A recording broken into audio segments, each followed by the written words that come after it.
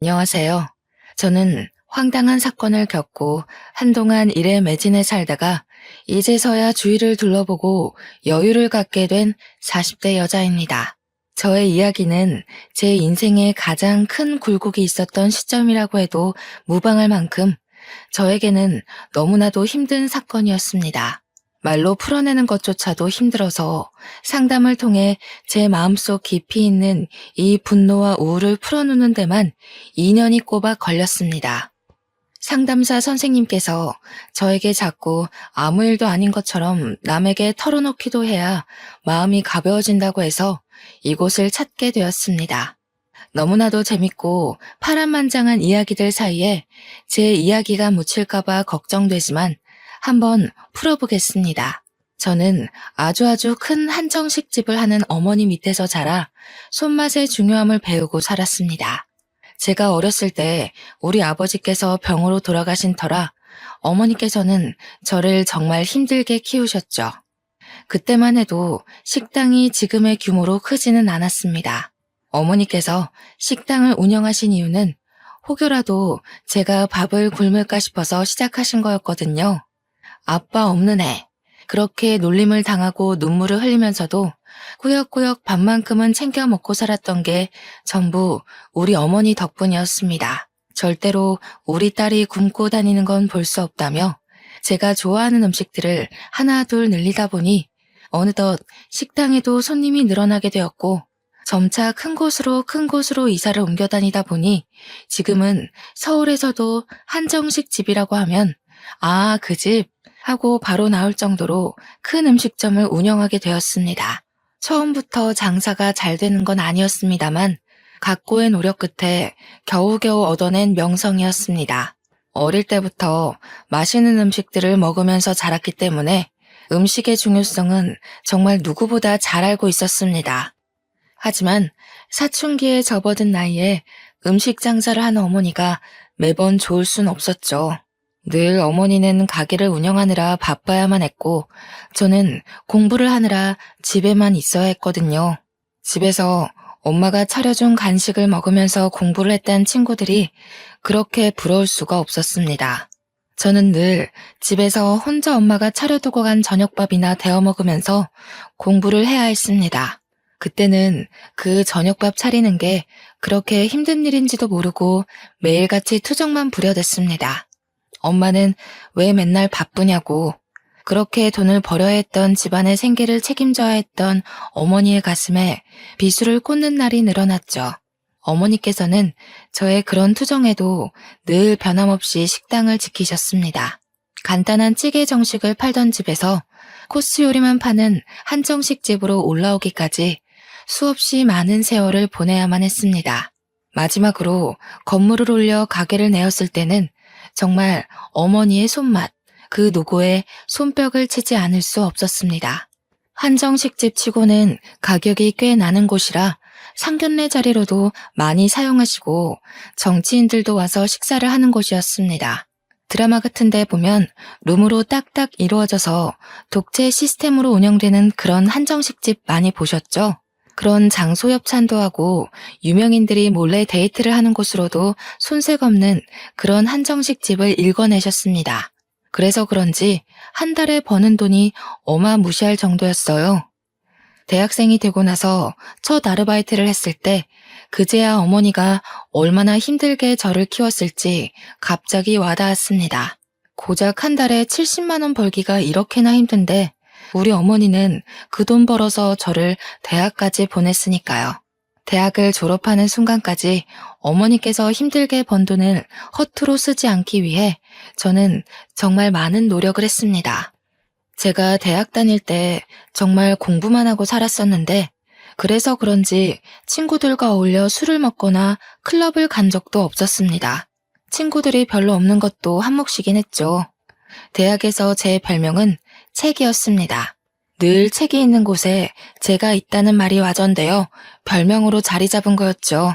그런 저에게도 딱 한 명의 친구가 있었는데 조별 과제를 하다가 알게 된 저와 아주 비슷한 성향의 친구였습니다. 조별 과제를 하면서 다른 팀원들에게 치이고 교수님께 치이고 하며 의리를 다지게 된 케이스인데 그 의리가 정말 돈독했습니다. 대학을 졸업하는 순간까지도 붙어 다니면서 불도저처럼 과제를 해냈거든요. 그런 저의 단짝에게 어렸을 때부터 친하게 지냈다던 동네 친구가 하나 있었는데 다른 과에 진학하여 마주할 일이 별로 없었습니다. 캠퍼스를 누비거나 커피를 마시거나 학식을 먹을 때 정도 붙어 다니면서 이야기를 나누게 되었습니다. 처음에는 어색했지만 자연스럽게 같이 있는 시간이 늘어나면서 셋이 어울려 다니게 되었죠. 그런데 남녀 사이라는 게 원래 갑작스럽게 스파크가 튀어오르고 그런 법이잖아요. 제가 친구의 단짝 친구와 연애를 하게 된 것입니다. 느지막하게 찾아온 첫사랑은 참으로 요란하게 남들에게 보였었나 봅니다. 캠퍼스 커플이라는 특성상 학교 내에서 모르는 사람이 없을 정도였어요. 남자친구가 군대에 갈 때 훈련소까지 따라가서 그의 가족들 앞에서 울고불고 하기도 하고요. 그런데 그런 시간이 무척이나 무색하게도 남자친구가 저에게 말도 안 하고 휴가를 나와서 클럽에 간 걸 알게 된 것입니다. 클럽만 갔으면 잔소리 좀 하고 말았을 텐데 거기서 여자를 만난 걸 제가 알게 되었고 우리는 헤어지게 되었습니다. 그때부터 저는 학교도 자주 빠지고 공부에도 손 놓고 4학년 되어서 성적에 손을 놓았으니 겨우겨우 졸업장만 받게 되었죠. 졸업식 날 어머니께 얼마나 죄송했는지 모르겠어요. 남자친구와 연애를 하기 전까지 정말 좋았던 성적이 갑자기 뚝뚝 떨어지고 학고만 맞지 않으면 다행이다 할 정도였으니까요. 그렇게 힘들게 저를 대학까지 보내주신 건데 참으로 죄송했습니다. 저는 대학을 졸업 후 열심히 취업 준비를 했습니다. 그제야 정신을 차리고 이런 자격증 저런 자격증 모두 기웃거리면서 취업에 도움된다는 건 긁어모으기 시작했습니다. 하지만 3년 동안 취업에 실패하고 좌절하고 결국에는 기업의 눈을 낮추고 했는데도 취업이 되지 않았어요. 저에게 선택할 수 있는 별다른 제한이 없었기에 저는 어머니의 식당으로 취업을 하게 되었습니다. 어머니께서도 언젠가 본인이 늙어 힘이 없어지면 저에게 물려주고 싶다고 하셨기에 일찌감치 식당으로 들어갔습니다. 물론 저도 당연히 안주인 수업을 받게 될 줄 알았는데 제 예상과는 다르게 어머니는 혹독하셨습니다. 식당 설거지 일부터 시작하라 해서 만만하게 보고 시작했는데 한정식 집이다 보니 반찬 가짓수가 많잖아요. 그 작은 반찬 그릇들이 수십 개가 쌓여 있는데 닦아도 줄어들 생각을 하지 않더라고요. 그때 태어나서 처음으로 주부 습진이라는 것에 걸렸습니다. 고무장갑을 끼고 설거지를 해도 그 안으로 물이 다 고여들어와 손이 퉁퉁 불기 일쑤였습니다. 그렇게 3년 동안 설거지에 반찬 나르기에 식기 정리만 하다가 겨우겨우 손님도 맞이하게 되고 계산을 하게 되었습니다. 나름 식당 돌아가는 시스템에 대해서 빠삭하게 알게 된 덕이죠. 저는 여전히 졸업 후에도 조별 과제를 함께하며 의리를 다진 대학 동기와는 연락을 하고 지냈습니다. 그런데 대학 동기와 단짝 친구였던 전 남자친구가 저를 한번 보고 싶다고 했다는 게 아니겠어요.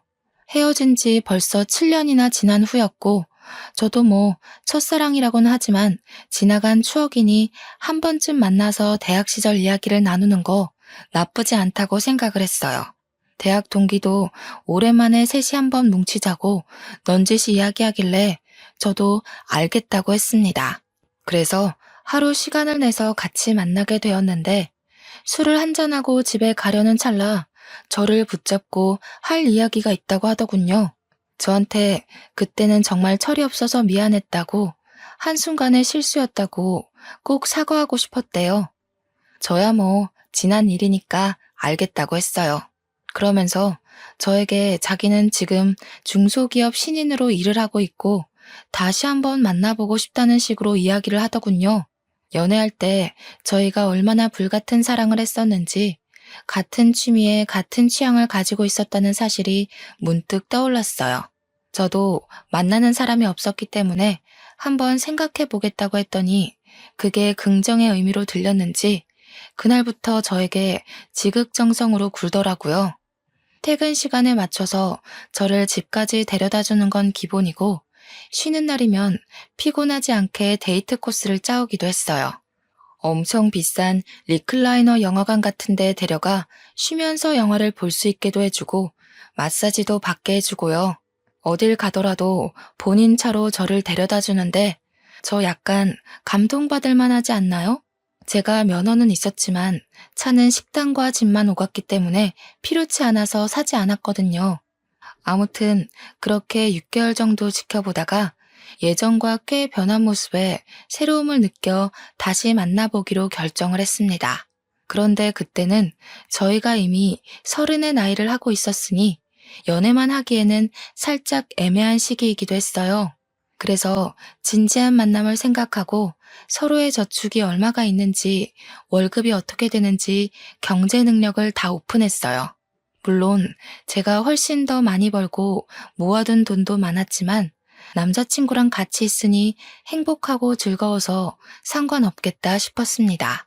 대학 동기도 저희가 다시 만난다는 소식에 두 팔 벌려 축하를 해주었어요. 그렇게 헤어지고 나서 괜히 자기가 더 불편했다면서 앞으로는 서로에게 죄짓지 말고 살자고 했습니다. 저도 한 번 바람으로 이별을 겪었지만 달라진 모습을 보여주겠다고 믿어달라는 남자친구에게 고개를 끄덕였고요. 그렇게 신나는 연애를 했습니다. 대학생 시절에 했던 연애와는 비교가 안 될 정도로 각자 월급을 벌어 돈을 물쓰듯 쓰는 연애는 재미있었어요. 부모님께 용돈을 받아서 한 달 동안 얼만큼의 돈을 써야 한다는 계산 없이 이루어지는 데이트가 재미없을 리가 없죠. 행복한 시간도 잠시. 저에게 아주 큰일이 일어나고 말았습니다. 어머니께서 제 나이 31살에 갑자기 쓰러지시게 된 거예요. 살면서 피곤함이 머리를 너무 많이 짓누르고 있었나 봐요. 스트레스가 쌓여서 이렇게 된 거라고 하기는 어머니의 병색은 너무나도 짙었습니다. 뇌혈관이 팽창과 수축을 반복하다가 터졌다고 했는데 그 병색 자체를 너무 늦게 알아버린 겁니다. 골든타임이 지나가는 바람에 어머니께서는 눈을 뜨지 못하셨어요. 저는 제발 몸이 마비가 되는 한이 있더라도 눈만큼은 떠주시기를 간절히 바랐었죠. 하지만 어머니께서는 저에게 짐이 되기 싫으셨던 건지 그대로 아버지가 계시는 하늘나라에 가시게 되었습니다. 31살의 나이에 양쪽 부모를 다 잃은 것도 서러워 죽겠는데 외동딸이었던 저는 갑작스럽게 이뤄진 장례 준비가 너무나도 어려웠습니다. 도우미는 몇 명을 써야 하는지, 음식은 뭘 추가를 해야 하는지, 추모만 해도 모자랄 시간에 결정해야 할 일이 너무나도 많았습니다. 아무것도 모르고 우왕좌왕 병원에서 이렇게 하세요 저렇게 하세요 하면서 이것저것 추가하고 눈퉁이를 맞고 있었던 거죠. 참 가족이 죽어서 정신없는 사람을 두고 장사 속을 그렇게 내비칠지는 상상도 못했던 겁니다. 제가 울면서도 하라는 대로 다 맞춰주고 있자 보다 못한 남자친구가 회사에 연차를 내고 장례식장을 내내 지켜주었어요. 불필요한 것들은 모두 잘라내고 병원과 싸워가며 저에게 필요한 것들만 진행시켜 주었습니다. 제가 얼마나 고마움을 느꼈는지 정말 말로 표현할 수 없을 정도로 고마웠습니다. 그때 그런 생각을 하게 되었어요. 돈이 없어도 어떠하랴, 이 남자면 괜찮겠다 싶어서 결혼을 마음에 심었죠. 어머니의 한식당은 당연한 수순으로 제가 물려받게 되었습니다. 제가 어깨너머로 배워왔던 손맛을 드디어 손님들에게 내보일 수 있게 됐습니다. 우리 매장 매출이 정말 좋았던 이유는 어머니의 손맛 때문이라고 해도 과언이 아니었는데 저도 어머니의 피를 물려받기는 했나 봅니다. 제가 만든 음식도 선대 사장의 맛이 난다면서 단골분들이 정말 좋아하셨어요.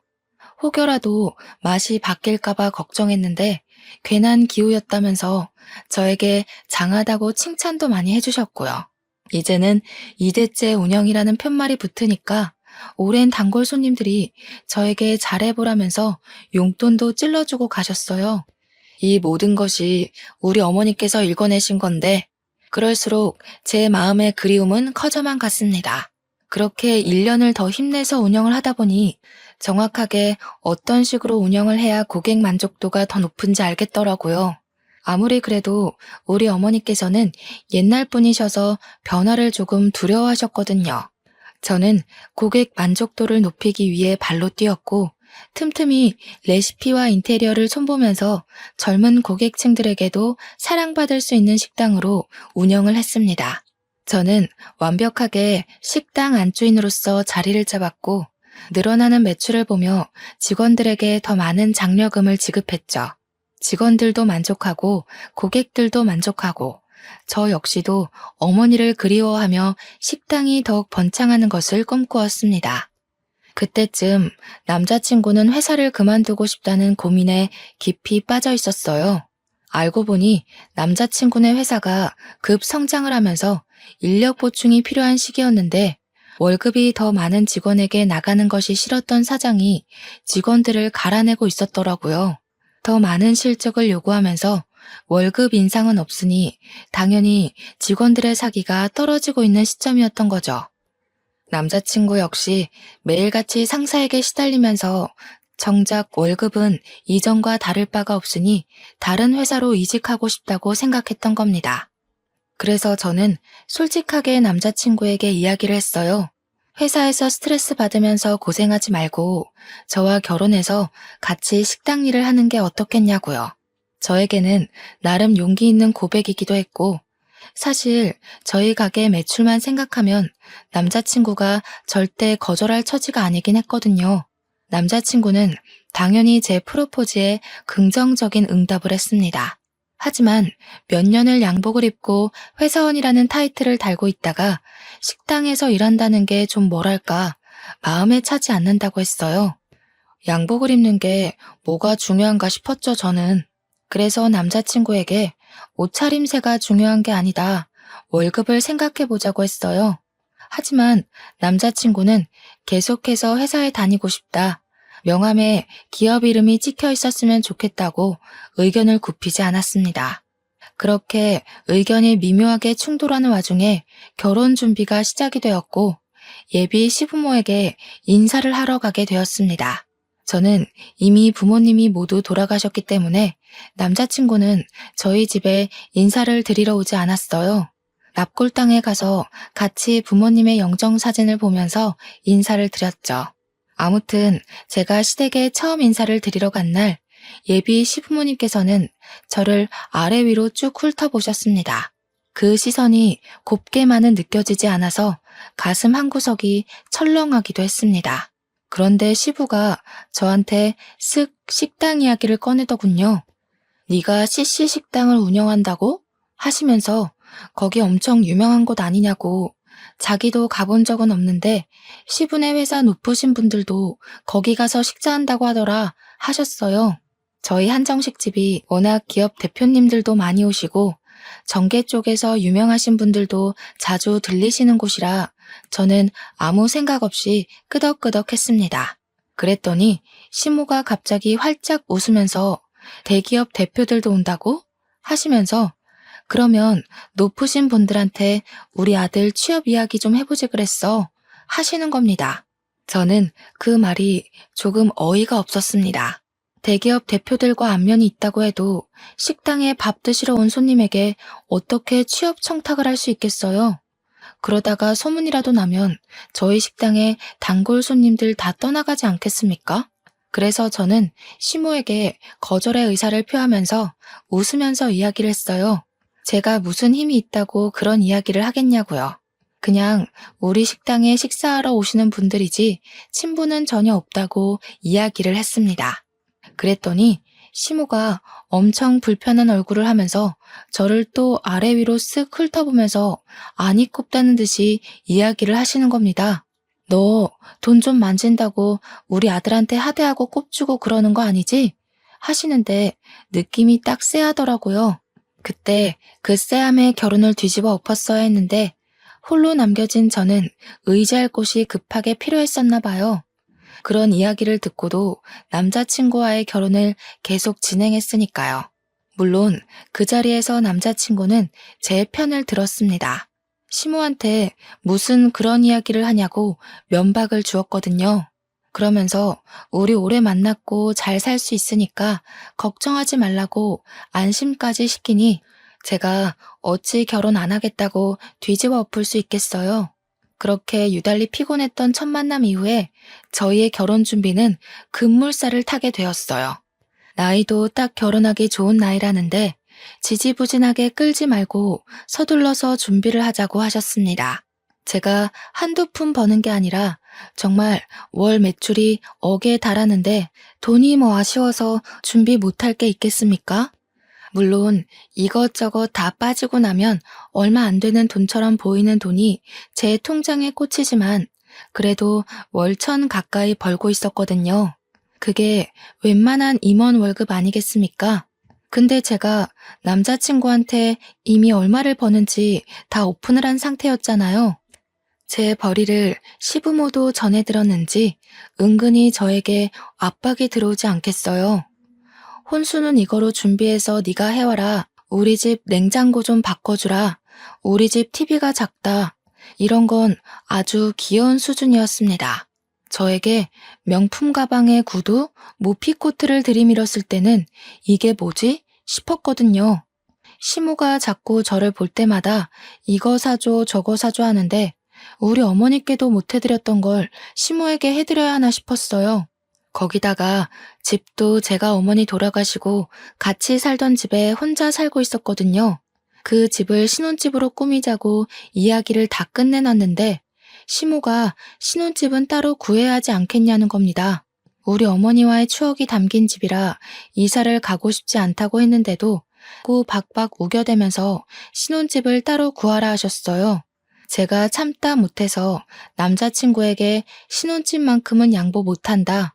우리 식당 출퇴근하기도 좋고 집 평수도 큰데 왜 자꾸 신혼집을 구해야 하나 했어요. 그랬더니 시모가 저에게 전화가 와서 한다는 소리가 뭔지 아세요? 그 집 사람 죽은 집 아니냐고 하더군요. 우리 아들도 뇌출혈로 죽으면 어떻게 하냐고 집 터가 나쁜 것 같대요. 제가 그 말을 듣고도 제정신일 수 있었겠어요? 다른 것도 아니고 우리 어머니의 죽음을 가지고 그렇게 이야기할 수 있나요? 저는 정말 시모가 사이코패스인 줄 알았습니다. 뇌출혈로 사람 죽어난 집에 살면 우리 아들 죽을까봐 겁나서 그 집에 살지 않았으면 좋겠다는 게 정말 다시 생각해도 너무 열받고 화딱지가 나네요. 그래서 제가 어떻게 할게요? 바로 헤어지자고 했습니다.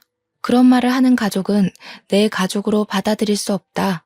어떻게 사돈의 죽음을 가지고 그딴 소리를 할 수 있냐고 막 쏘아붙였습니다. 남자친구도 제 입에서 헤어지자는 이야기가 나올 거라곤 상상도 못했는지 무척 당황해하면서 변명도 못하더라고요. 저는 남자친구의 얼굴도 보기가 싫었고 만나주지도 않고 연락도 피하면서 이별을 준비했어요. 제가 오죽하면 결혼 준비를 하던 와중에 헤어지자고 했겠습니까? 말을 다 안 해서 그렇지 그동안 화나는 일이 한두 가지가 아니었습니다. 제가 이별하자고 했더니 시부모도 저에게 처음에는 연락이 와서 우리도 부모 없는 애 싫다, 식당하면 억척스러운 거 아니냐 하시며 흑백 논리를 펼치셨습니다. 남자친구가 집에 가서 어떤 이야기를 어떻게 했는지는 몰라도 한 2주일쯤 지나니까 맨날 우리 식당에 찾아와서 미안하다고 하시더군요. 순수하게 미안하다고만 하시진 않았죠. 뭐 우리 아들이 너 아니면 죽겠다는데 다시 한 번만 만나줘라 라는 명령조였어요. 당연히 저도 그럴 일 없습니다. 가세요 하고 보내드렸죠.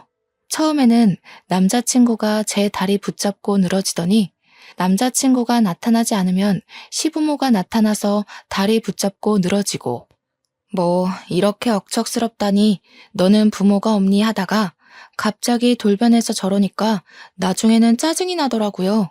한두 달 동안은 경찰에 신고하겠다, 찾아오지 말아라 하다가 저도 지쳐버린 거죠.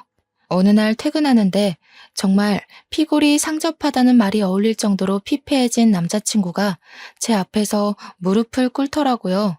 가족들이랑 인연을 끊고 살겠다면서 저 없으면 안 된다고 울고불고 하는데 마음이 좀 동하더라고요. 우리 부모님의 죽음을 욕되게 한 인간이랑은 상종하지 말아야지 했는데 그동안 사랑했던 기억이 밀려오고 그래서 저도 모르게 남자친구한테 그럼 앞으로 정말 인연 끊고 살 수 있겠냐고 물어봤어요.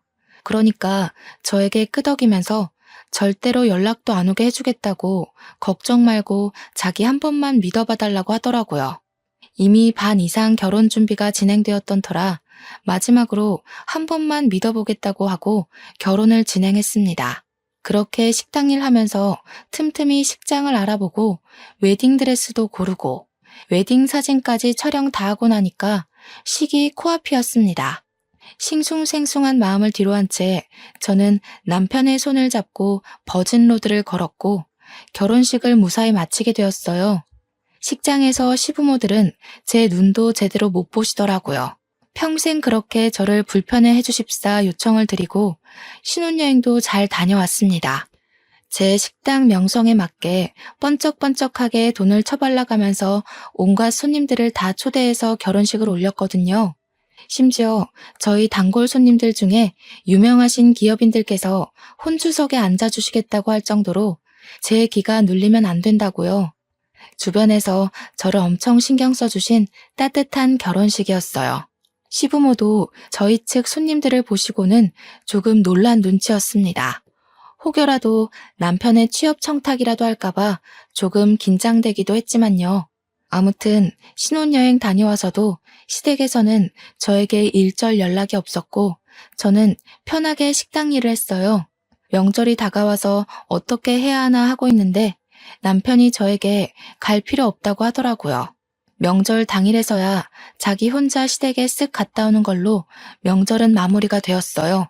저도 어차피 우리 부모님에 대해 그렇게 말했던 사람들의 얼굴을 보면서 하하호호 웃으며 식사하기가 좀 싫었거든요. 거기다가 명절이 되면 저희 식당이 쉴 틈 없이 엄청나게 바쁘기도 하고요. 명절 당일 하루 쉬지만 앞뒤로 예약이 꽉꽉 찰 정도로 바쁜 식당이니 직원들만 두고 제가 시댁에 가기도 좀 뭐하잖아요. 우리 어머니께서도 명절에 단 하루도 쉼없이 바쁘게 사셨던 분이셨고요. 그래도 동방예의지국에서 며느리로 맞이하는 첫 명절인데 그냥 넘어가긴 또 마음이 그래서 전화는 드렸어요. 명절에도 식당 일이 바빠서 방문은 못할 것 같으니 생신 때 제대로 챙겨드리겠다고 했습니다. 그때까지도 결혼한 지 얼마 안 된 시점이기에 저에게 지은 죄가 있으셔서 그런지 알겠다고만 하셨습니다. 물론 남편도 시부모한테 잔소리를 엄청 퍼부었던 것 같긴 했어요. 한 2년 동안은 아무 탈 없이 행복한 신혼을 보내면서 잘 살고 있었습니다. 남편은 결혼하고 1년 동안 재취업 준비를 해보겠다고 하더니 여전히 볼품은 없지만 중소기업에 취업해서 월급도 꼬박꼬박 가져오고 있었고요. 우리도 서로의 생활에 익숙해진 시점이라 슬슬 아이를 가져볼까 하고 생각을 하고 있었습니다. 그전까지는 저도 상황이 어떻게 될지 모르고 또 시부모님이 언제 돌변하실지 몰라서 피임을 하고 있었거든요. 사실 부부라는 게 그렇잖아요. 아이가 들어서야 진정한 가족을 이루는 그런 느낌. 요즘 젊은 사람들은 딩크족이다 뭐다 해서 아이를 갖지 않기도 하지만요. 저는 뭔가 내 가족을 이루려면 아이가 있어야 한다는 생각이 뼛속 깊이 자리 잡고 있었어요. 그래서 남편에게도 은근히 가족 구성원에 대해 이야기하면서 아이를 가지고 싶다는 의사를 내비쳤죠. 이제는 남편도 돈을 벌어오고 저는 정말 완벽하게 제 식당을 운영하고 있었기 때문에 지금 시기가 딱 좋다고 생각했습니다. 임신 준비를 하기 위해 피임약 복용을 중단하고 각종 영양제를 챙겨 먹으면서 몸의 회복을 기다리고 있었어요. 그런데 말이죠. 저는 나름 남편에 대해 모르는 게 없다고 생각했는데 집중하고 있던 식당 일에서 눈을 돌려 남편만 바라보고 있으니 뭔가 이상하더라고요. 그때는 저도 피곤해서 생각도 안 했었는데 임신을 준비하려고 하니 남편이 자꾸 피곤하다고 하면서 거부하는 게 수상했어요. 물론 남편이 아직은 회사에서 제대로 된 프로젝트도 못하고 이리저리 쫓겨만 다니는 처지인 걸 알아서 이해하려고 했는데 아무리 회사 일이 힘들고 지친다고 해도 그렇게 힘든 일인가 싶은 거죠. 은근히 저를 피한다는 느낌도 들고 그래서 이 사람이 바람을 피운 전적이 있었으니까 저도 의심이 가는 겁니다. 그래서 집중적으로 남편을 주시하기 시작했어요. 근데 딱히 별거 없긴 하더라고요. 회사 퇴근해서 한 달에 한두 번씩 회식 있을 때 빼고는 늦게 끝나는 저를 식당 앞까지 매일 데리러 오고, 제가 좀 예민한 건가 하는 타이밍에 남편이 회식이 있다고 차를 두고 간다고 하더라고요. 그래서 제가 남편 차를 끌고 식당에 오면서 블랙박스를 뒤져보았습니다. 근데 거기서도 별거가 없는 거예요. 그냥 날짜별로 시간대별로 정리가 된 블랙박스들만 있었어요. 기록을 뒤져봐도 여자 같은 건 보이지 않았고요. 듬성듬성 비는 시간이야 차량 시동 꺼두면 꺼지니까 출퇴근 시간은 다 잘 찍혀 있었고요. 저는 순간 저에게 의부증 같은 게 생긴 건 아닌가 진심으로 고민도 했었습니다. 그러던 어느 날 주말 남편이 뜬금없이 대학 동창들을 만나러 간다고 하는 겁니다. 누구를 만나냐고 물어보니 남편이 과 동기들 이름을 대는데 저는 잘 모르는 친구들이었어요. 제가 은근히 웃으면서 너 동창들 만나러 간다고 해놓고 다른 데 가는 거 아니지? 하니까 허둥지둥 대면서 아니라고 하더라고요. 우리 단짝 친구 이름을 대면서 걔도 온다고 하길래 아 그래? 하고 말았습니다. 술에 완전히 취해 들어왔길래 다음날 아침에 해장국 끓여주고 친구도 숙취에 좀 시달리겠다 싶어서 전화를 걸어 오랜만에 안부를 물었어요. 어제 술 많이 마셨냐고 하니까 술 안 마셨다고 하더라고요. 그래서 동창들 만났는데 술을 안 마셨어? 하니까 자기는 집에 있었대요. 그래서 남편에게 바로 말을 했죠. 걔는 어제 집에 있었다던데? 하니까 뭐 오겠다더니 안 온다고 말 바꾸더라 하면서 어물쩍 넘어가더라고요. 그래서 딱 말했어요. 어제 동창 모임 없었지? 너 혹시 바람 피우니? 이렇게요. 죽어도 아니라고 이야기하는데 저도 증거가 없어서 일단은 남편의 행적을 지켜보기로 마음먹었습니다. 행동 하나하나를 지켜보는데 평소랑 크게 다를 바가 없긴 했어요. 그래도 쉽게 의심을 버리지는 않았습니다. 저희가 원래 서로 휴대폰에 비밀번호를 걸어두고 신경을 쓰지 않고 지냈거든요. 그런데 바람의 기본은 휴대폰 아니겠어요?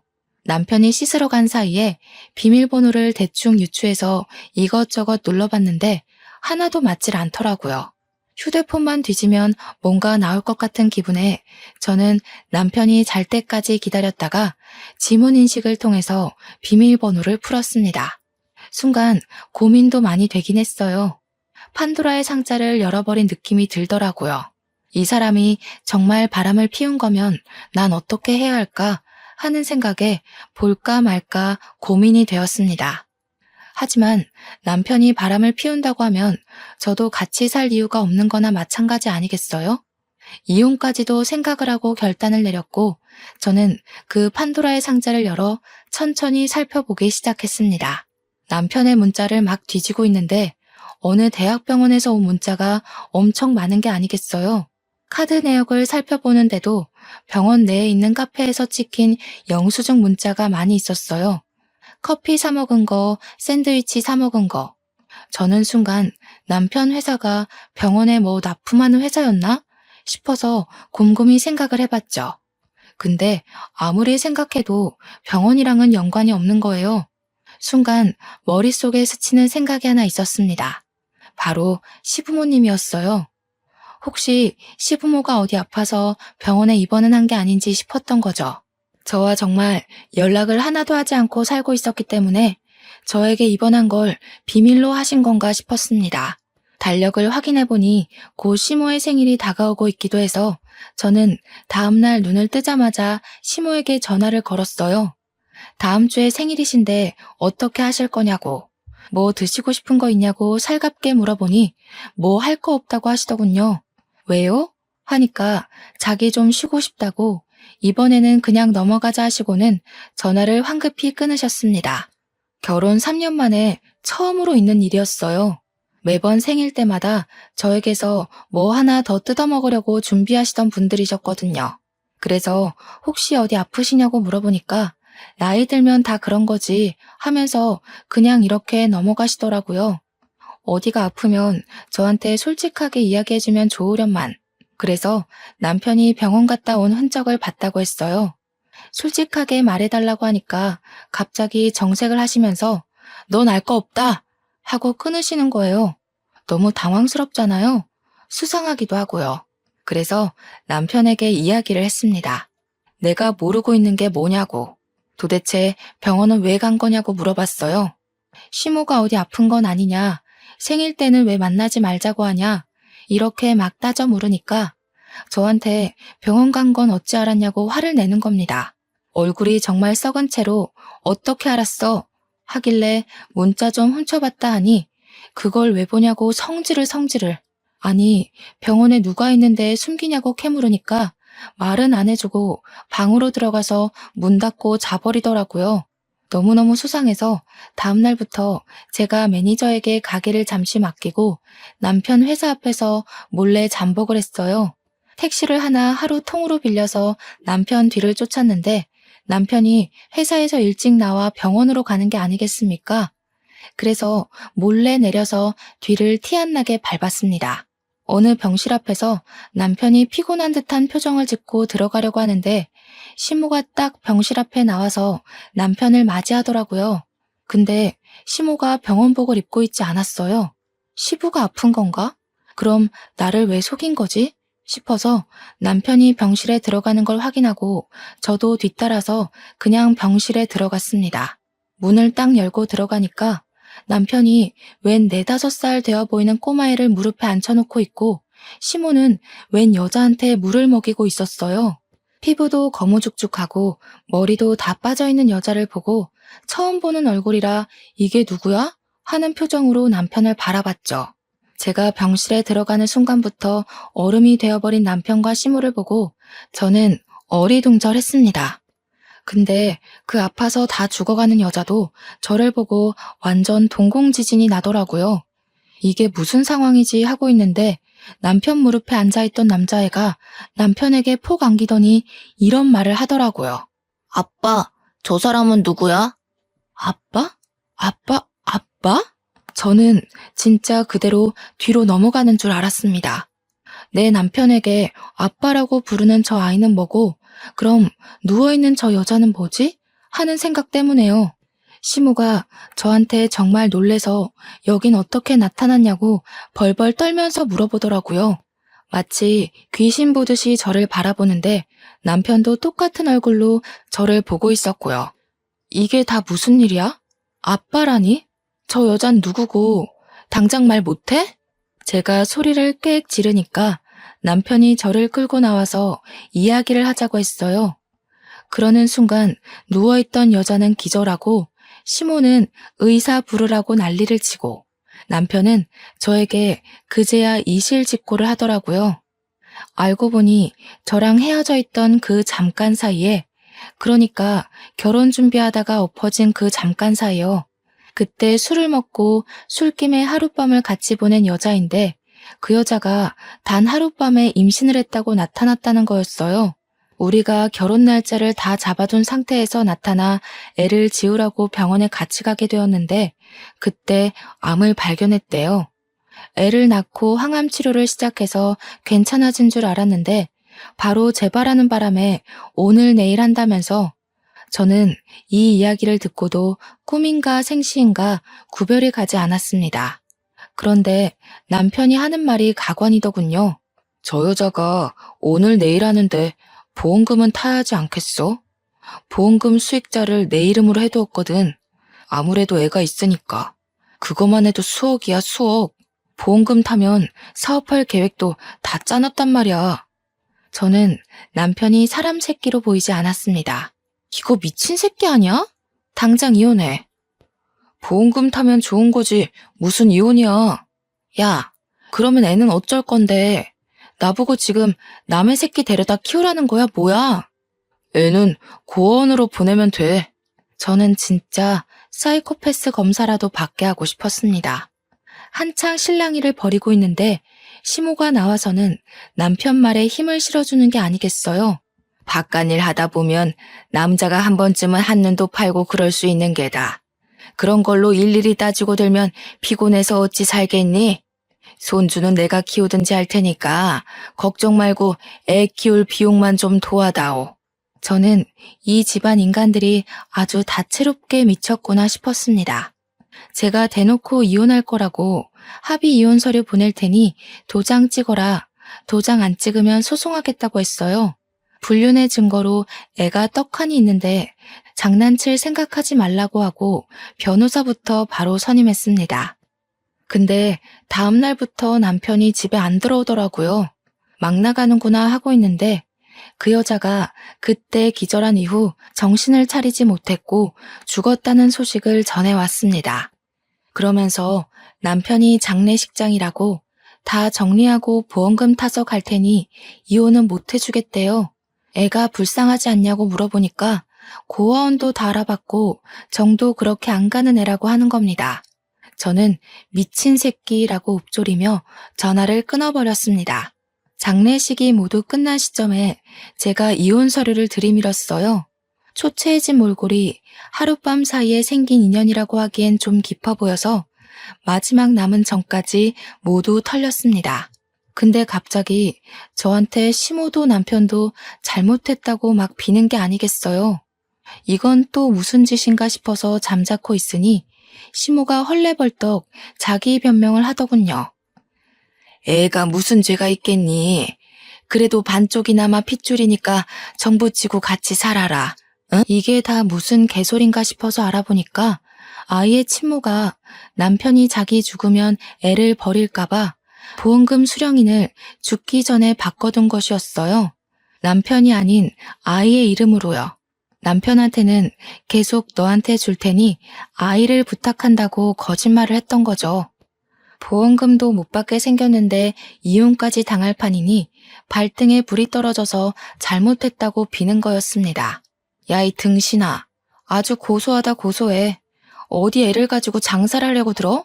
다 녹취해놨으니까 넌 1,000벌이나 받아. 그러고 저는 이혼 소송을 걸었습니다. 이 사건의 숨겨진 이야기가 모두 풀렸으면 세상에 이런 일이 같은데 소개될 법도 했는데 말이죠. 결국 남편은 완전 빈털터리로 이혼 소송에서 패소해 저희 집에서 쫓겨나게 되었고 시부모가 애를 키우고 있다고 들었습니다. 아기가 아직 너무 어려서 혹시라도 구박이라도 받고 돈도 다 빼앗길까봐 불륜의 증거지만 조금 마음에 걸리더군요. 애는 죄가 없잖아요. 이왕이면 전 남편이 더 지옥으로 갔으면 좋겠다 싶기도 했고 우리 식당에 재무관리를 해주는 자산관리사에게 슬쩍 이야기를 했더니 법적으로 묶을 수 있다고 이야기를 해주었습니다. 그래서 웃돈을 더 얹어주고 처리를 부탁드렸어요. 은행이랑 계좌를 성인이 될 때까지 사용하지 못하게 묶을 수 있다고 하던데 너무 어려워서 잘 못 알아듣겠더라고요. 나중에 남편이 그 돈 뺏으려고 시도했다가 실패했는지 저한테 연락 와서는 무슨 짓을 한 거냐고 따지더군요. 저는 얄밉게 전 남편에게 고아원에 애를 버린다더니 보험금이 탐나서 그것도 못하지? 하면서 약 올리고 차단을 해버렸어요. 저희 가게에 몇 번이고 찾아왔었지만 저는 이 일 이후에 식당의 보안업체 시설을 더욱 강화시켰기에 저를 만나지는 못하고 돌아갔죠. 저는 몇 년이 지난 지금 여전히 잘 나가는 식당 주인으로 잘 살고 있습니다. 전 남편은 글쎄요. 혼자 알아서 살고 있겠죠. 더 궁금하지도 않고 평생 자신이 벌인 일을 속죄하면서 나락에서 살길 바랄 뿐입니다. 제 이야기를 들어주셔서 고맙습니다.